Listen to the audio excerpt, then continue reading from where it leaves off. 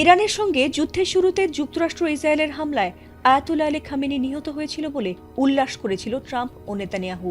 এমনকি শুরুতে খামেনি মারা যাননি এবং ভালো আছেন বলে জানানো হয়েছিল। এরপর ইরানি গণমাধ্যম জানিয়েছিল আয়াতুল্লাহ আলী খামেনি শহীদ হয়েছেন। কিন্তু খামেনির জন্য ইরানে জানাজা ও দাফনের দিন তারিখ নির্ধারিত করা হলেও পরে আর সেটি করা হয়নি। যদিও খামেনির মৃত্যুর বিষয়টি এখনো মেনে নিতে পারেনি মুসলিম বিশ্ব।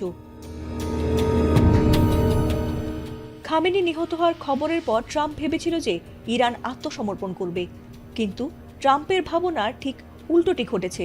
খামেনির মৃত্যুর খবরের পর যুদ্ধবিরতির প্রস্তাব নাকচ করে আরও বেশি শক্তিশালী হামলা চালিয়ে ইসরায়েল ও যুক্তরাষ্ট্রকে নাকানি চুবানি খাওয়াচ্ছে ইরান। ইতোমধ্যেই নতুন খামেনি হিসেবে ক্ষমতায় বসেছেন আলী খামেনিরই পুত্র মোস্তফা খামেনি, আর তিনি ক্ষমতা গ্রহণের পর থেকেই যেন আরও ভয়ঙ্কর রূপে বাবার হত্যার প্রতিশোধ নিচ্ছেন।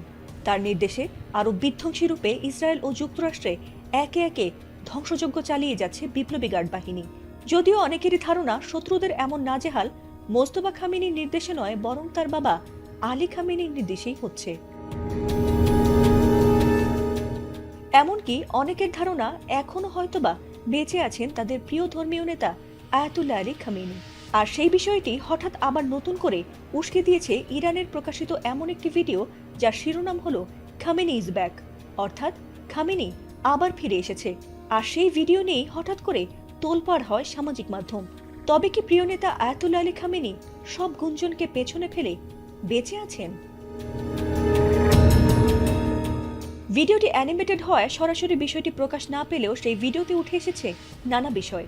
সেই কার্টুনধর্মী ভিডিওটি শুরুতে দেখা যায় ইরানের সুপ্রিম লিডার আলী খামেনি একটি ছোট্ট শিশুকে জড়িয়ে ধরে আছেন, আর ঠিক সেই সময়ে ইসরায়েল ও মার্কিন যুদ্ধবিমানগুলো ইরানের দিকে ধেয়ে আসে।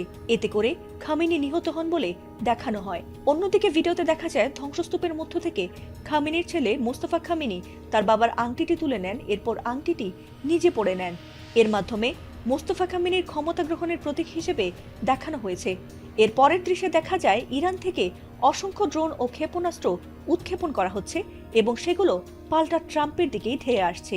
এ সময় ট্রাম্পকে ভয়ে ঘামতে দেখা যায়। এই কার্টুন ভিডিওর মাধ্যমে ইরানি জনগণের মধ্যে লুকিয়ে থাকা আবেগ ও প্রতিশোধের বার্তা পৌঁছে দেওয়া হয়েছে বলে মনে করা হচ্ছে। এদিকে মোস্তফা খামেনি জানিয়েছিলেন যে 10 রমজানে কুরআন পড়া অবস্থায় শহীদ হয়েছেন তার বাবা Ali Khamenei.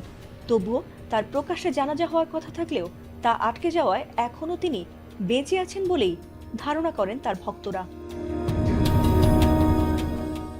Fatima Sultana, ATN Bangla.